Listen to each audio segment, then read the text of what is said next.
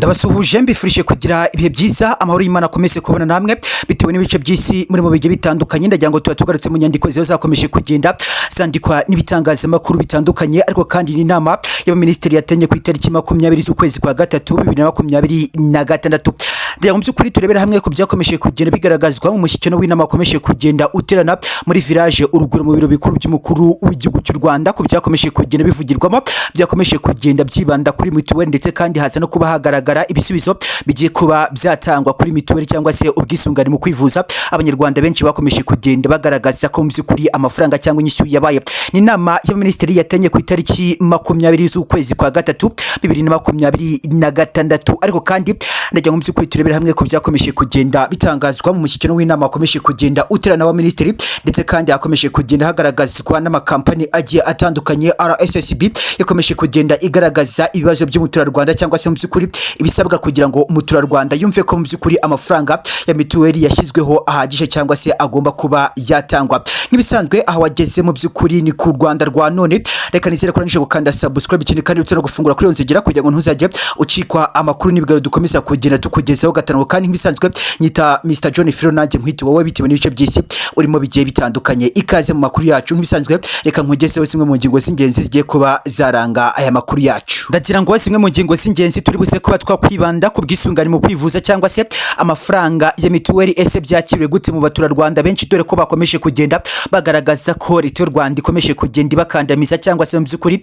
aya mafaranga akomeza kugenda atangwa nk'ubwishyu kuri mituweli. Mu by'ukuri abanyarwanda benshi barakomeza kugenda bagaragaza ko leta y'u Rwanda igomba kuba yahindura mu by'ukuri ibyo ikomeje kugenda ikorera abaturarwanda. Ingingo turaza kuba twayitindaho aho kandi mu by'ukuri ari ingingo itandukanye n'izindi ngingo twari dusanzwe tuganiraho kuri mituweli, kubera ko byakomeza kugenda bigaragaza ko twakomeza kugenda twibanda ku bwisungane mu kwivuza, ugasanga mu by'ukuri abanyarwanda ntabwo barimo kubyumva neza. Kuri aka kanya abaturage bakomeje kugenda bagaragaza ko ubwisungane mu kwivuza mu by'ukuri bukomeje kugenda buzamuka cyane, ariko kandi bakaba bakomeza kugenda bagaragaza ko batarakira neza ko amafaranga ya mituweli agomba kuba yaba 20,000, yaba 8,000, yaba 5,000 cyangwa se 4,000. Ugasanga mu by'ukuri ntabwo abanyarwanda barabyumva neza. Aka kanya mu by'ukuri ingingo tugiye kuba twaganiraho ntabwo iri buze kuba yabogamira kuri leta, ahubwo mu by'ukuri ni ingingo igiye kuba yabogamira ku baturage bakomeza kugenda bashaka ko bagomba kuba bakorerwa ubuvugizi na leta y'u Rwanda ikaba yagira ibyihindura. Benshi barakomeza kugenda bagaragaza nk'abaturage ati mu by'ukuri leta y'u Rwanda nigire ibintu hindura cyangwa se nitabihindura tuzi ko mu by'ukuri twakanga kuyatanga ntituzapfe. Ugasanga benshi barakomeza kugenda babyumva muri iyo sansi, ariko kandi ndaza kugenda mu by'ukuri nabogama ku ruhande rwa leta turebe ko bikomeza kugenda bigaragazwa, ariko by'umwihariko intego yacu mu by'ukuri na ruhande rumwe tubogamiraho tuba dutangaza amakuru abakomeje kugenda atangazwa yatuma buri munyarwanda cyangwa se n'undi wese udukurikiye byatuma mu by'ukuri yiprodusha gatanu. Kandi ingingo ya mituweli turaza kuba twayitindaho cyane. Mu yandi makuru turaza kuba twagaruka ku bikomeje kugenda bitangazwa ku muhanda cyangwa se mu by'ukuri mu muhanda kubizwi nka perime cyangwa se uruhushya rwo gutwara imodoka. Ubona ko mu by'ukuri abanyarwanda benshi ntabwo barimo kuba babyumva neza, ariko kandi bikaba binareba abanyarwanda by'umwihariko bafite ibinyabiziga mu muhanda cyangwa se nanone abatwara ibinyabiziga mu muhanda. Hari abafite ibinyabiziga mu muhanda hakaba n'ababitwara. Donc ubwo ngubwo ndaza kuba navuga ko wenda ubwo ngubwo urugero umuturage mu by'ukuri yaguze ikinyabiziga, ariko kandi kubera ko adafite ubushake bwo kugitwara cyangwa se mu by'ukuri afite akandi kazi, araza kuba yagihereza umushoferi wabyigiye cyangwa se ufite kategori perime. Ugasanga uyu muturage aguze ikinyabiziga cye cyaba moto cyangwa se imodoka, ariko kandi mu by'ukuri agihaye undi muntu arimo kugitwara. Ugasanga nubwo ari kugitwara mu by'ukuri mu muhanda, nagira ngo nyine murabizi hasanzwe hakorwamo amakosa akomeye cyane. Ugasanga harakomeza kugenda hagaragazwa ko harimo amakosa akomeza kugenda akorwa n'abashoferi, kuba bagonga bakanakora n'ibindi bigiye bitandukanye. Nakomeje kugenda mbona mu by'ukuri byakomeje kugenda biba umurengera, ariko kandi mu by'ukuri abafite ibinyabiziga mu muhanda bo barakomeza kugenda basaba leta y'u Rwanda kuba mu by'ukuri yakongera ikareba uko yavugurura, kuko nimba mu by'ukuri nafashe ikinyabiziga cyanjye nkagihereza umushoferi cyangwa se n'umuntu utwara moto cyangwa se imodoka, mu by'ukuri umuntu nubwo ari gutwara iki kinyabiziga ntabwo ari icye, naza kuba yakora amakosa barayandika kuri iki kinyabiziga, ariko kandi uze kuba wasanga ikinyabiziga cyanjye gifite amakosa, ariko mu by'ukuri wa muturage we nahaye ikinyabiziga perime ye mu by'ukuri iraza kuba yagenda nta kosa ifite. Araza kuba yanjugunyira ikinyabiziga cyanjye ariko kandi ajya gusaba akazi ahandi, ugasanga ari gukomeza kugenda hagaragazwamo imbogamizi zikomeye cyane. Leta y'u Rwanda ikomeza kugenda igaragaza ko hagiye kuba hazanwa systeme nshya yo kuba mu by'ukuri uyu nguyu ufite ikinyabiziga yahawe, ariko kandi mu by'ukuri akagihabwa kubera ko afite perime cyangwa se yize gutwara iyi modoka. Leta y'u Rwanda ikomeza kugenda igaragaza ko nta kaboza hagomba kuba harebwa ese ni gute mu by'ukuri hatazajya hakorwa amakosa kuri uyu muturage wafashe akagura ikinyabiziga cye akagishyira mu muhanda, ariko kandi ugasanga nubwo yagishyize mu muhanda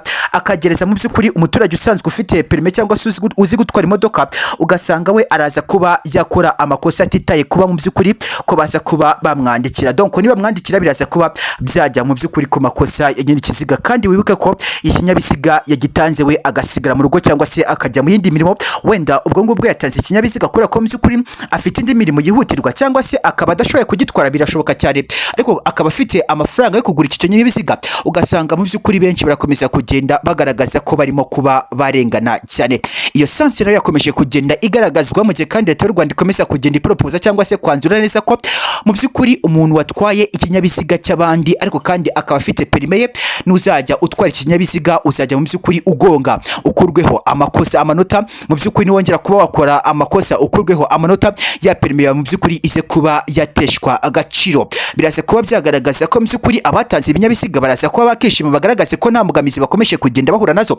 Byose ndagira ngo mu by'ukuri ni ibintu byakomeje kugenda bigaragazwa. Ubwo iyo essence yakomeje kugenda itangazwa ku byakomeje kugenda byumvikana ku bijyanye n'ibinyabiziga ndetse na perime zikomeza kugenda zigaragazwa hagati y'abatanga ibinyabiziga ndetse n'abatwara ibi binyabiziga, byose ugasanga biraza kuba byateza ikibazo ku mpande zombi zigiye zitandukanye. Ariko kandi abafite perime nabo barakomeza kugenda bagaragaza ko mu by'ukuri Leta y'u Rwanda ikomeje kugenda ibabangamira, ariko kandi ntibari buze kuba mu by'ukuri bagaragaza imbogamizi Leta iri kuba yababogamiraho. Kandi mu by'ukuri Leta y'u Rwanda ikomeje kugenda igaragaza ko abaturage bakomeza kugenda bayishinja amakosa. Wabaza umuturage ese Leta y'u Rwanda nayihe makosa urimo kwishinja, mu by'ukuri ugasanga ntabwo ari kugaragaza amakosa. Donc ni ya myumvire y'abaturage nyine bari buze kuba bagaragaza uti Leta tugomba kuba twagaragaza ko iri kuturenganya kugira ngo mu by'ukuri ize kuba yakuraho ibihano, ize kuba yakuraho amakosa. Byose ugasanga biraza kuba mu by'ukuri byagaragaza Leta yawe nabi, ndetse kandi uko uri buze kuba wakomeza kugenda uvuga Leta yawe uyishyiraho amakosa, mu by'ukuri ni impamvu imwe ishobora kuba yatuma Leta yawe ishobora kuba yashyirwaho amakosa no mu mahanga agiye atandukanye. Byose ndagira ngo ni ibyakomeje kugenda bitangazwa mu bitangazamakuru bitandukanye. Ndagira ngo mu by'ukuri mu Rwanda hakomeje kugenda hagaragazwa ikibazo cy'abangavu mu myaka 15 mu Rwanda, bakomeza kugenda bagaragaza ko mu by'ukuri ngo babangamiwe no kuba bari guterwa inshinge cyangwa se mu by'ukuri no gufungirwa ibyara. Ibi kandi bikaza kuba byagaragaza kuri side ya Leta ko mu by'ukuri ari ukugira ngo habashe kuba mu by'ukuri hakumirwa inda zikomeza kugenda ziterwa abangavu zitateganyijwe. Ugasanga Leta y'u Rwanda irakomeza kugenda igaragaza ko abana b'imyaka 15 mu Rwanda bagomba kuba baterwa inkingo cyangwa se inshinge zizwe nko kwa mu by'ukuri bashyirwamo pro onapo. Bikaza kuba byagaragaza ko mu by'ukuri ibi byose biri buze kuba byagaragaza ko aba bana bakomeje kugenda barenganwa, ariko kandi bo barakomeza kugenda basaba Leta y'u Rwanda ko bidakwiye, ahubwo mu by'ukuri hakorwa ubukangurambaga bakaba mu by'ukuri aba bana bakongera kuba mu by'ukuri bahabwa ubukangurambaga, hakarebwa ese ni gute aba bana bari buze kuba bakigishwa uko baza kuba bakirinda gukora imibonano mpuzabitsina. Ariko kandi mu by'ukuri benshi barakomeza kugenda bagaragaza ati niba byakoraniye kwifata koresha agakingirizo, biraza kuba byatuma mu by'ukuri ushobora kuba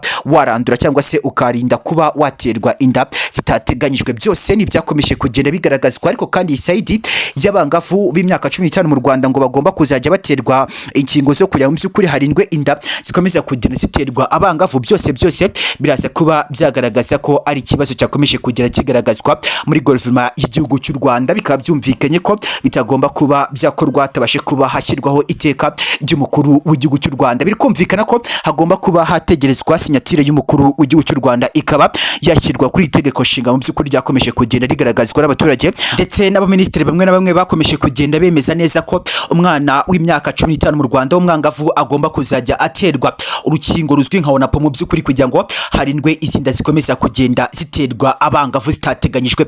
Ariko kandi nubwo mu by'ukuri hari iteka rya minisitiri ryanzuye neza ko abana b'imyaka 15 mu Rwanda bagomba kuba baterwa inshinge, ntabwo bikwiyeho ko bose bari kubyumvikanaho. Inteko yanzuye ko hagomba kuba hagaragaza ababyemeza abandi bakabihakana. Byose kandi nk'uko byakomeje kugenda bitangazwa, reka dutegereze umwanzuro nyawo kuri aka